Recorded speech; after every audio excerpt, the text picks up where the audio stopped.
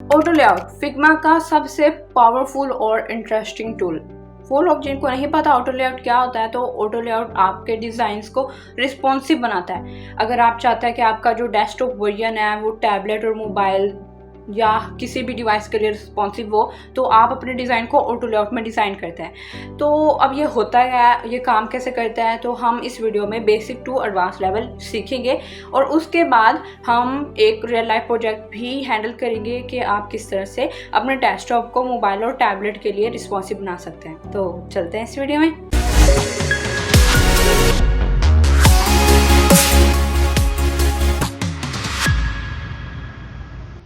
और राइट, तो what is auto layout बात करते हैं सिंपल वर्ड्स में।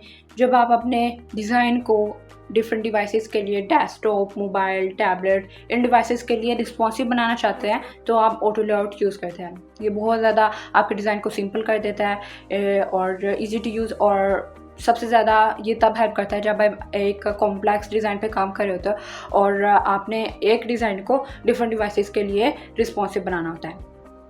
तो बात करते हैं ऑटो लेआउट काम कैसे करता है। तो ऑटो लेआउट को अप्लाई करने के टोटल 3 मेथड होता है। फॉर एग्जांपल अभी मेरे पास ये 3 यहाँ पर टेक्स्ट मैंने डाले हुए हैं, तो अभी ऑटो लेआउट इस पर अप्लाई करता है तो उसके 3 मेथड होता है। फर्स्ट ऑफ ऑल मैं इन सारों को सिलेक्ट करूँगी और राइट जब क्लिक करूँगी तो यहाँ पर ऑप्शन आता है ऐड ऑटो लेआउट। दूसरा इसका मेथड ये है कि मैं इन सबको सिलेक्ट करूँगी तो यहाँ साइड पर आपको ऑप्शन आएगा ऐड ऑटो लेआउट। और एक थर्ड मेथड ये है कि आपने अपने कीबोर्ड पर शिफ्ट ए जब प्रेस करना है तो ऑटो लेआउट एडिट है। ठीक है, तो इस तरह से ऑटो लेआउट अप्लाई होता है। अब ऑटो लेआउट का फ़ायदा क्या होता है, इससे आपका डिज़ाइन रिस्पॉन्सिव हो जाता है और आप इजीली उसको लाइक अलाइन इजीली हो जाता है, इजी टू यूज़ हो जाता है और आपका जो डिज़ाइन प्रोसेस होता है वो फास्ट हो जाता है। अब देखिए कि जैसे मैंने यहाँ पर ऑटो लेआउट का फंक्शन अप्लाई किया तो यहाँ पर मुझे कुछ ऑप्शंस मिले हैं। आज की इस वीडियो में हम सिर्फ इन सेक्शंस को, इन फंक्शंस को देखेंगे कि ये काम कैसे करता है और रिस्पॉन्सिव डिज़ाइन कैसे क्रिएट करता है। तो देखिए अभी यहाँ पर ये हॉरिजॉन्टल फंक्शन अप्लाई किया गया है। अगर मैं चाहूँ कि जैसे डेस्कटॉप में ये चीज़ ऐसे हॉरिजॉन्टली होती है और मोबाइल में होता है कि ये वर्टिकली शो हो, यहाँ पर लाइक जैसे कार्ड्स होते हैं वर्टिकली शो हो गए, क्योंकि मोबाइल में स्पेस कम होती है ना, इसलिए। तो यहाँ पर जस्ट सिंपली इसको क्लिक करने से जो सारे एलिमेंट्स होंगे वो वर्टिकली अलाइन हो जाएंगे। इसी तरह ये चीज़ है। और एक न्यू अपडेट आई है फिग्मा के अंदर। वो अपडेट ये है कि फॉर एग्जांपल पहले ये होता था कि आप टेक्स्ट वगैरह अंदर ही ऐड करते रहते थे। लाइक अगर मैं यहाँ पर कंट्रोल डी प्रेस करूँ तो ये डुप्लीकेट होता रहेगा। ठीक है, तो वो आगे की तरफ मूव होता रहता था और वो फ्रेम से आउट हो जाता था। लेकिन अभी यहाँ पर एक नई फंक्शनैलिटी ये आई है कि जो टेक्स्ट होगा वो रैप हो जाएगा। फॉर एग्जांपल अभी मैं यहाँ पर डुप्लीकेट इसको करती हूँ तो अभी मैंने इसको नीचे की तरफ रैप करना है। मैं चाहती हूँ कि ये आगे मूव ना करे, तो अभी मैं अगर इसको डुप्लीकेट करती रहूँगी तो ये नीचे रैप होता जाएगा, आगे की तरफ मूव नहीं करेगा। तो ये ऑटो लेआउट में काफ़ी ज़्यादा न्यू अपडेट्स भी आई है जिस पे हम बारी बारी आगे चल के बात भी करेंगे। Don't forget to subscribe my channel and don't forget to share with your friends जो कि डिज़ाइन सीखना चाहते हैं। और मैं बहुत ही ज़्यादा बेसिक में और इजी लैंग्वेज में सिखा रही हूँ ताकि जो चीज़ें मैंने काफ़ी टाइम लगा कर सीखी वो आप चंद मिनटों के अंदर अंदर सीख लो। इतना इजी करके मैं आपको बता रही हूँ। ठीक है, अब हम बात करते हैं कि ये फंक्शंस क्या है। अगर अब मेरे पास ये कुछ अब यहाँ पर एलिमेंट्स हैं, कंपोनेंट्स हैं, तो अगर मैं इसको सेंटर लाइन करना चाहती हूँ तो इस तरह से जस्ट इनको यूज़ करते हुए अगर मैं इनको बिल्कुल ही लाइक टॉप से और अप टू राइट और राइट टू लेफ़्ट बिल्कुल सेंटर लाइन करना चाहती हूँ तो इस तरह से यूटिलाइज़ करूँगी। ये चीज़ जो है ये इन दोनों के दरमियान की स्पेसिंग है। अगर मैं इसको बढ़ाना चाहती हूँ, फॉर एग्जांपल मैं इसको करना चाहती हूँ 77, इस तरह से इनके दरमियान की स्पेसिंग बढ़ जाएगी। अगर फॉर एग्जांपल हम इसको 100 करते हैं, देखिए ये इस तरह से इनकी स्पेसिंग बढ़ जाएगी। और ये चीज़ है, इसके बारे में बात करते हैं तो ये हॉरिजॉन्टली स्पेसिंग है। लाइक यहाँ पर और यहाँ पर अगर आप स्पेसिंग देना चाहते हैं तो आप यहाँ पर सिंपली इसको 44 डालें, या अगर आप ज़्यादा देना चाहते हैं लाइक 200 तो ये साइड की स्पेसिंग है। ठीक है, तो ये जो होती है ये हॉरिजॉन्टल स्पेसिंग होती है और ये जो होती है ये साइड स्पेसिंग होती है। अगर मैं इसको 32 करती हूँ तो मुझे साइड से स्पेसिंग दिखेगी। Just because of this. और अगर मैं यहाँ पर इसकी बात करूँ तो ये टॉप और बॉटम की स्पेसिंग है। अगर मैं यहाँ पर इसको 32 करूँ तो मुझे टॉप और बॉटम से स्पेसिंग मिल जाएगी। आगे चल के ये चीज़ें बहुत ज़्यादा आपको हेल्प करेगी। तो ये बिल्कुल ही बेसिक चीज़ है जो आपको जानने की ज़रूरत है, और आप इस तरह से इन वीपन्स को यूज़ कर सकते हैं। उसके बाद अगर हम बात करें यहाँ पर, तो यहाँ पर एक्सक्लूड और इंक्लूड का ऑप्शन आता है। ये स्टोव अगर आप इंक्लूड करना चाहिए, एक्सक्लूड करना चाहिए, ये हम आगे इसकी एग्जांपल के बारे में बात करते हैं, और इनके बारे में भी आगे बात करते हैं। तो ये था टेक्स्ट पे ऑटो लेआउट कैसे अप्लाई करते हैं। अब बात करते हैं बटन्स की, कि बटन्स पर ऑटो लेआउट कैसे अप्लाई करते हैं। फॉर एग्जांपल अभी मैं यहाँ पर लिखती हूँ एक टेक्स्ट गेट स्टार्टेड, और हमने इसको ऑटो लेआउट में कन्वर्ट करना है। अब हम देखते हैं कि हम इस बटन पर ऑटो लेआउट किस तरह से अप्लाई कर सकते हैं। तो सबसे पहले मैंने यहाँ पर टेक्स्ट लिख लिया, उसके बाद मैंने शिफ्ट ए प्रेस कर दिया, तो ये ऑटो लेआउट का फीचर यहाँ से ऑन हो गया। अब मैं क्या करती हूँ, सबसे पहले तो मैं इसको फिल करती हूँ, और इसको इस कलर से मैं फिल करती हूँ, और अंदर का जो टेक्स्ट है इसको मैं वाइट कर देती हूँ। अब मैंने क्या करना है, मैं चाहती हूँ कि ऊपर से भी स्पेसिंग है, यहाँ अप एंड डाउन से भी स्पेसिंग हो, और राइट और लेफ्ट से भी स्पेसिंग हो। तो उसके लिए मैं यहाँ से, जो मैंने आपको अभी बताया कि यहाँ से मैं इसको 32 कर देती हूँ, और यहाँ से मैं इसको कर देती हूँ 22। तो देखिए अब ऊपर से भी स्पेसिंग आ गया, नीचे से भी, राइट लेफ्ट हर तरफ से स्पेसिंग आ गया। अब मैं चाहती हूँ कि मेरा जो बटन है वो थोड़ा सा राउंड हो, तो इस तरह से ये राउंड हो जाता है। तो ये हमारे बटन पे ऑटो लेआउट अप्लाई हो गया। अब फॉर एग्जांपल मैं इसके अंदर कोई आइकन ऐड करना चाहती हूँ। फॉर एग्जांपल मैं यहाँ पर एक एरो ऐड करना चाहती हूँ। तो यहाँ पर मैं प्लगइन में जाऊँगी और एरो का आइकन लूँगी। फॉर एग्जांपल मैं यहाँ से ये वाला आइकन लेना चाहती हूँ, ठीक है। तो अब इसको हम किस तरह से, आइकन्स को किस तरह से ऑटो लेआउट में ऐड कर सकते हैं। सबसे पहले इसको सिलेक्ट करेंगे और क्लिक करने के बाद उसके अंदर पेस्ट कर देंगे, और इसका कलर कर देते हैं वाइट।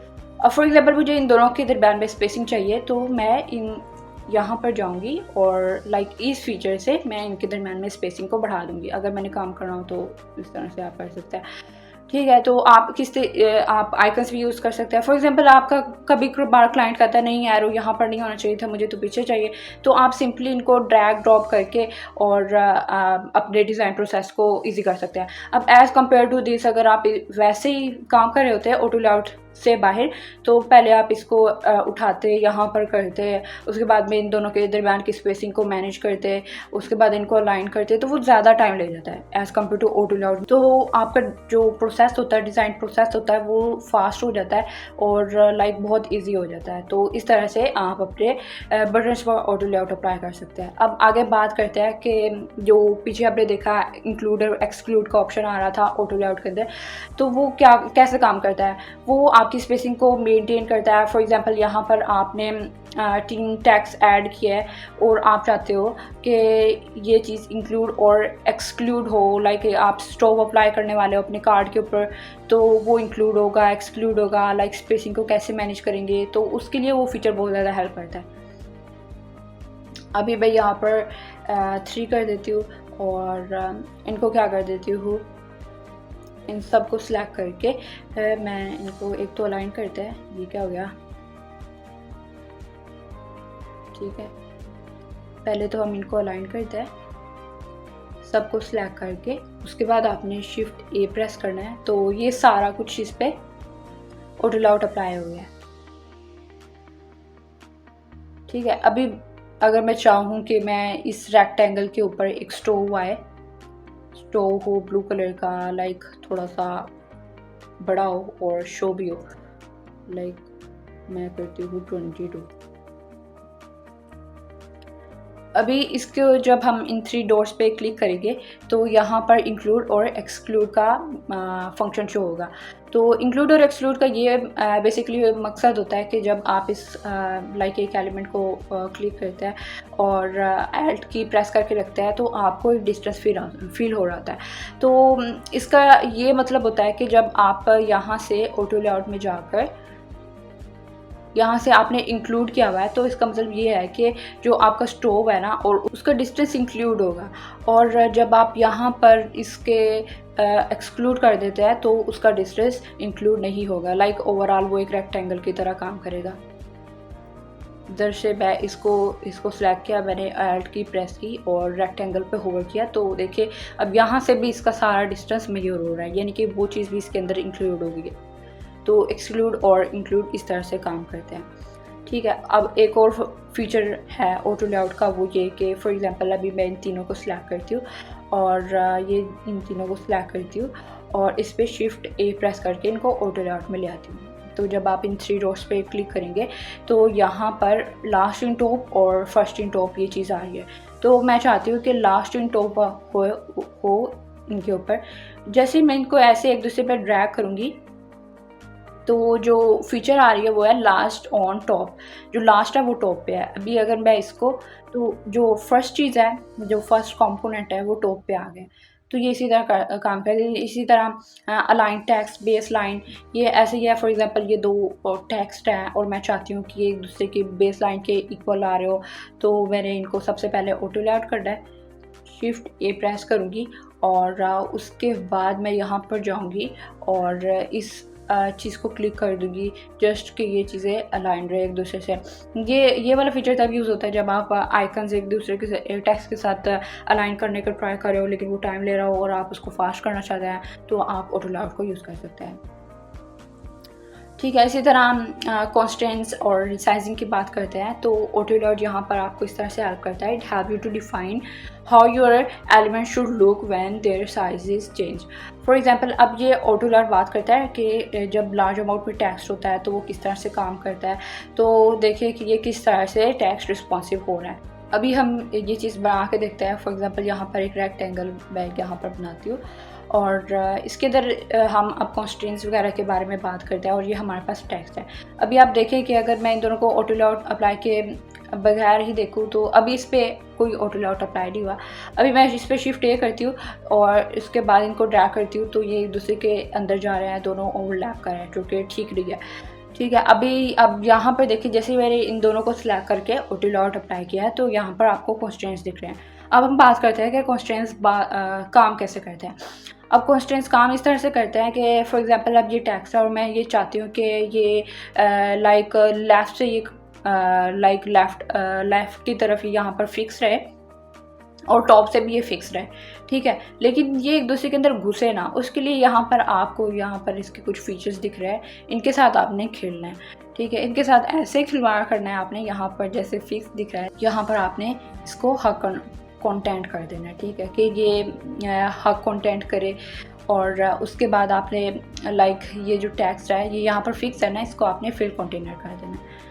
अब जैसे फिल कंटेनर का ये फ़ायदा होगा कि ये टेक्स्ट नीचे की तरफ मूव करेगा और एक दूसरे के अंदर घुसेगा रही। जैसे मैंने आपको बताया ऑटो लेआउट में जैसे हम अप्लाई करते हैं तो वो टेक्स्ट और जो रेक्टेंगल होता है वो एक दूसरे के अंदर घुसते हैं, तो इस तरह से रिस्पॉन्सिव हो जाता है। तो कॉन्स्टेंट्स इस तरह से काम करते हैं। यहाँ से आपने अपने जो एलिमेंट्स हैं उनको फिक्स करना है और यहाँ से आपने देखना है कि आपने उनके ऊपर जो प्रॉपर्टीज़ है वो कौन से अप्लाई करना है। Whether you want to make your elements fix or do you want to make it like huge container or fill the container. तो आपने इन सारी चीज़ों को, इन सारी फंक्शनैलिटी को एक्सप्लोर करना है, ठीक है। अब हम बात करते हैं कि कार्स कैसे बनाते हैं और उन कार्स को रिस्पॉन्सिव कैसे करते हैं ऑटो लेआउट के अंदर। अब हम देखते हैं कार्स को आप ऑटो लेआउट के अंदर किस तरह से रिस्पॉन्सिव बना सकते हैं। फॉर एग्जांपल ये एक कार्ड है और ये किस तरह से रिसाइज हो रहा है और लाइक बिल्कुल भी एक दूसरे के अंदर घुस नहीं रहा, बिल्कुल एक रिस्पॉन्सिव कार्ड बन गया है। तो अभी हम ट्राई करते हैं यहाँ पर। तो यहाँ पर हमारे पास एक इमेज है, एक टेक्स्ट है और एक बटन है जो कि ऑटो लेआउट में प्रिपेयर किया गया है। सबसे पहले मैं इन तमाम चीज़ों को सिलेक्ट करूँगी और अलाइन करने के बाद इसको Shift A कर दूँगी। जब मैं Shift A करूँगी तो मैं यहाँ पर इसको चाहूँगी कि ये लेफ़्ट की तरफ अलाइन हो जाए। तो अब इसके बाद मैं क्या करूँगी कि मैं एक तो इसके अंदर फिल कर दूँगी, फिल मैं वाइट से करूँगी और इसका एक मैं ड्रॉप शैडो दे देती हूँ ताकि लाइक क्लियर हो चीज़ें। अब देखिए कि यहाँ पर डिस्टेंस नहीं है, अब हमने यहाँ पर स्पेसिंग देनी है। स्पेसिंग बढ़ाने के लिए एक तो टॉप और बॉटम से चाहिए, राइट और लेफ़्ट से चाहिए। तो सबसे पहले हम राइट और लेफ्ट पे देते हैं। यहाँ पर मैं फॉर एग्जांपल यहाँ पर इसको 22 का डिस्टेंस दे देती हूँ और टॉप टू बॉटम से भी मैं इसको 22 का डिफरेंस दे देती हूँ। देखिए अब यहाँ पर कंप्लीट अब ये अलाइन भी हो गया है और ऑटो अलर्ट में आ गया। अभी मैं इसको अगर लाइक ड्रैग करूँगी तो ये और रिस्पॉन्सिव नहीं हो रहा। अब हमने इसको रिस्पॉन्सिव कैसे बनाना है, सबसे पहले मैं इस इमेज को सिलेक्ट करूँगी।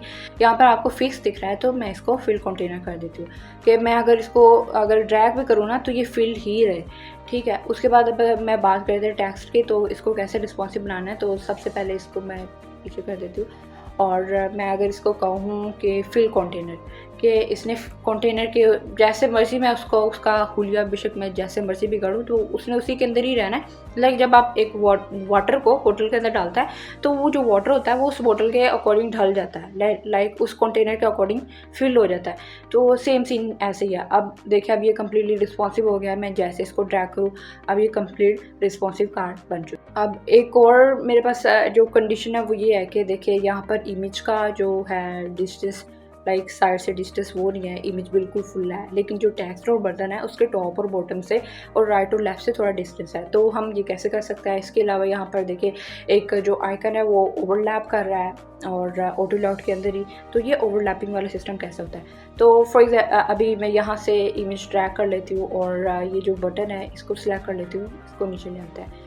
अब देखते हैं कि अब ये काम कैसे करता है। अब ये इमेज है और हमारे पास ये तीनों चीज़ें हैं। इसको मैं सबसे पहले शिफ्ट ए प्रेस करूँगी और ये ऑटो अलर्ट में आ गया। अब मैं चाहती हूँ कि इसके ऊपर ना आए, कोई स्पेसिंग वगैरह ना आए, ठीक है, लाइक साइड से डिस्टेंस वगैरह ना आए। तो मैं चाहती हूँ कि मैं इस बटन के और इसके साइड से डिस्टेंस वगैरह आए। तो मैंने इनको सेलेक्ट कर लिया, मैंने शिफ्ट ए प्रेस किया तो ये ऑटो अलर्ट में आ गया। अब मैंने साइड से इसको डिफरेंस देना है 12 का, 12 से डिफरेंस आ गया और यहाँ से मैं चाहती हूँ कि टॉप और बॉटम से डिफरेंस, ठीक है। तो उस डिफरेंस के लिए मैं यहाँ पर इसको यहाँ से डिफरेंस दे देती हूँ नीचे से। तो देखिए अब इमेज को कुछ नहीं हुआ, लेकिन जहाँ पर हमने ऑटो अलर्ट अप्लाई किया इन दोनों को सिलेक्ट करके तो यहाँ पर आ गया। अभी अगर मैं इसका डिस्टेंस रिड्यूस करूँ तो ये इस तरह से अब ये ऑटो अलर्ट इस पर अप्लाई हो गया, स्पेसिंग वगैरह सब कुछ सेट हो गया, ठीक है। अभी हम बात करते हैं कि अब इसको रिस्पॉन्सिव किस तरह से बनाना है। रिस्पॉन्सिव बनाने के लिए हम कॉन्स्ट्रेंट्स का यूज़ करते हैं और कॉन्स्ट्रेंट्स के अलावा ये जो ऊपर रिसाइजिंग फीचर्स आ रहे होते हैं तो इनको यूज़ करते हैं। सबसे पहले ये इमेज है इसको मैं करती हूँ फिल कंटेनर और उसके बाद ये जो टेक्स्ट है इसको मैं कर देती हूँ फिल कंटेनर। तो जैसे ही अब मैं इसको ड्रैग करूँगी तो ये होना चाहिए, रिस्पॉन्सिव होना चाहिए। कंट्रोल से करेंगे वापस से, इसको टेक्स्ट को मैंने सिलेक्ट किया है और इसको फिल कंटेनर।